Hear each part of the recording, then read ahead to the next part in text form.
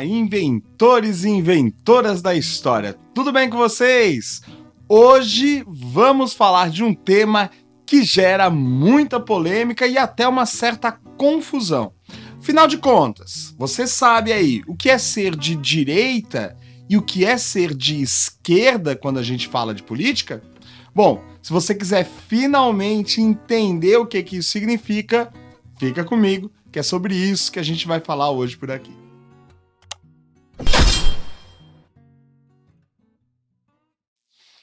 Muito bem, tudo começou há muito tempo atrás, lá na Revolução Francesa em 1789. A gente costuma atribuir a origem, então, do termo direita e esquerda às sessões da chamada Assembleia Nacional Constituinte. De modo geral, ao longo da Assembleia foi acontecendo o seguinte: os deputados começaram a se dividir fisicamente conforme as suas ideias. Do lado direito, começaram a sentar aqueles que defendiam o rei, a monarquia e a manutenção mais próxima da ordem existente até então na França. Já na esquerda, estava a galera que queria mudanças mais profundas, o fim dos privilégios, maior igualdade social e até mesmo uma nova organização política.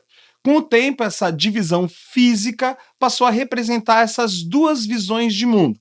A direita, representando a ideia de preservação da ordem, das tradições e das hierarquias sociais, enquanto a esquerda, transformação social, igualdade e defesa das reformas políticas e econômicas.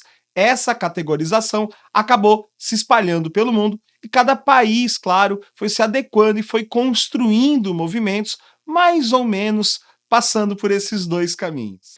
Bom, diferenças então para a gente pensar esquerda e direita. De modo geral, a gente pode resumir assim: a esquerda acredita que o Estado deve ter um papel mais ativo para reduzir desigualdades e garantir direitos sociais.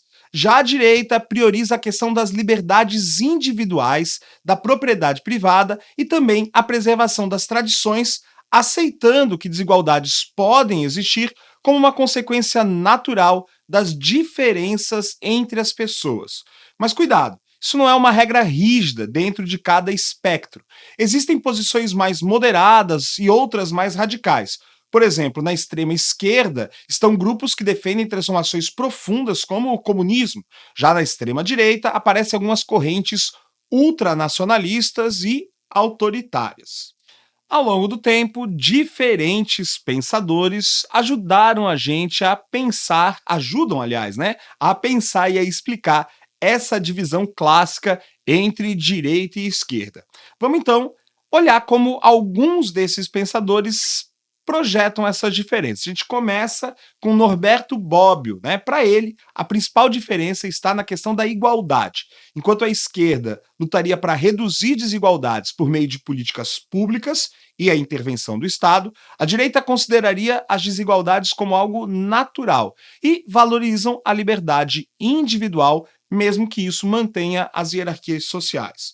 Bobbio também lembra a gente que essa distinção ela é histórica e contextual. As ideias, portanto, elas mudam com o tempo e conforme o país para onde a gente está olhando, mas a essência, em geral, continua ligada para ele, nessa divisão esquerda-direita, a questão da igualdade.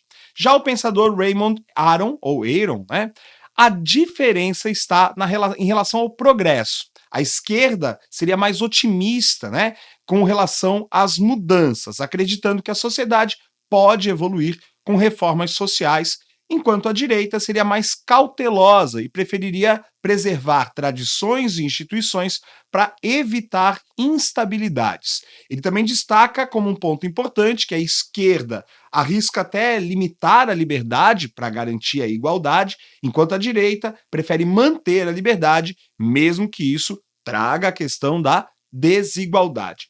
Já para o pensador Giovanni Sartori, tudo se resume às prioridades de cada lado. A esquerda valoriza a igualdade acima de tudo, a direita prioriza liberdade e ordem.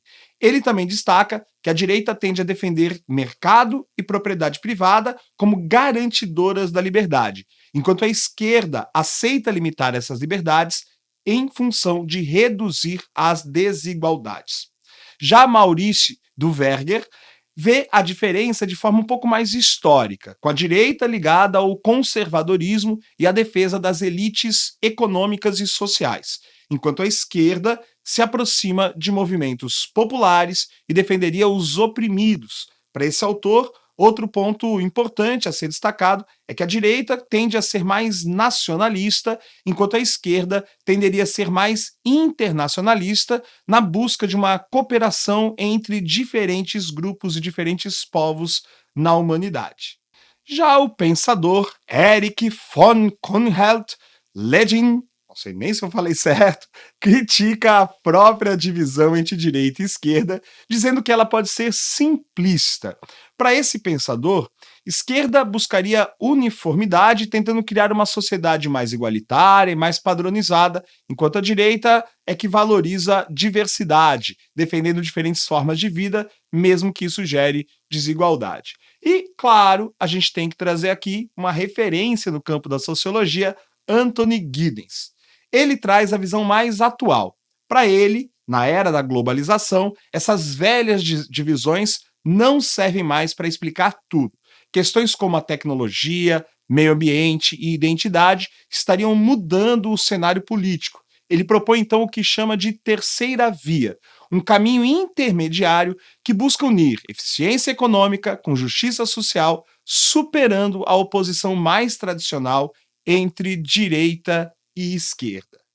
Vamos pensar então algumas diferenças na prática, né? No campo econômico, em geral, a esquerda defende uma maior intervenção estatal, impostos progressivos e serviços públicos fortes. Isso no contexto atual, claro. Já a direita apoia o livre mercado, incentiva a iniciativa privada e busca reduzir o papel do Estado, né? Ou seja, mais próximo das ideias do neoliberalismo. No campo social e cultural, a esquerda apoiaria políticas progressistas, o direito das minorias, a questão da igualdade de gênero e, claro, a laicidade do Estado. Enquanto grupos de direita tendem a valorizar as tradições, o discurso voltado à família, a questões religiosas, que são aqui considerados princípios universais. Em termos morais, a esquerda tende a ser mais flexível, né, e relativista, aceitando aí mudanças nos costumes. Já a direita costuma defender valores mais absolutos, vinculados à ideia de ordem e de disciplina. O que, se a gente parar para pensar, pode até parecer um pouco contraditório para os dois lados. Bom, e aqui no Brasil, né? Bom, essa disputa tem raízes profundas. Ao longo da história, tivemos períodos de regimes autoritários de direita e movimentos populares de esquerda.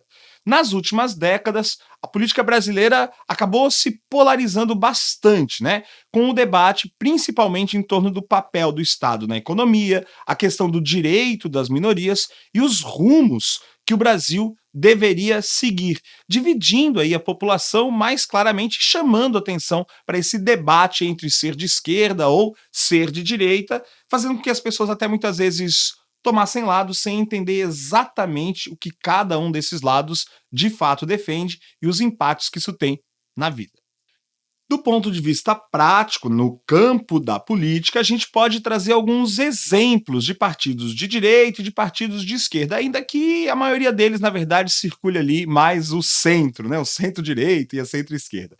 No caso de partidos de direita, a gente destaca o Partido Republicano dos Estados Unidos, o Partido Conservador no Reino Unido ou o Partido Popular na Espanha.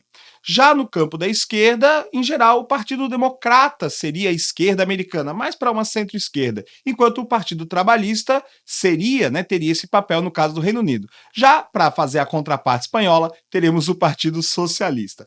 Partidos fora da divisão tradicional, como os partidos verdes, por exemplo, que defendem pautas ambientais, podem muitas vezes se alinhar tanto a grupos ou movimentos de esquerda, quanto a grupos e movimentos de direita, né? E é claro que a gente tem que entender que no caso dos partidos, muitas vezes, né, pode-se abrir mão de alguns princípios em troca de alguns arranjos que permitam, por exemplo, o acesso ao poder.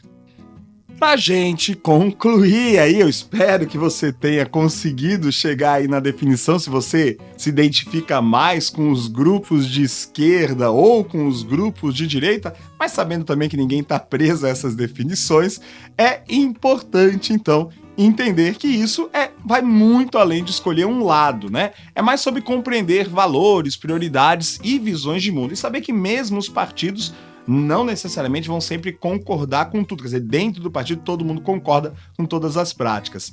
Antes de apoiar um partido ou uma ideia, é importante, claro, né, conhecer o que cada posição dessas defende e, obviamente, qual é a consequência prática disso na sociedade, já que isso pode impactar diretamente as nossas vidas, tá certo?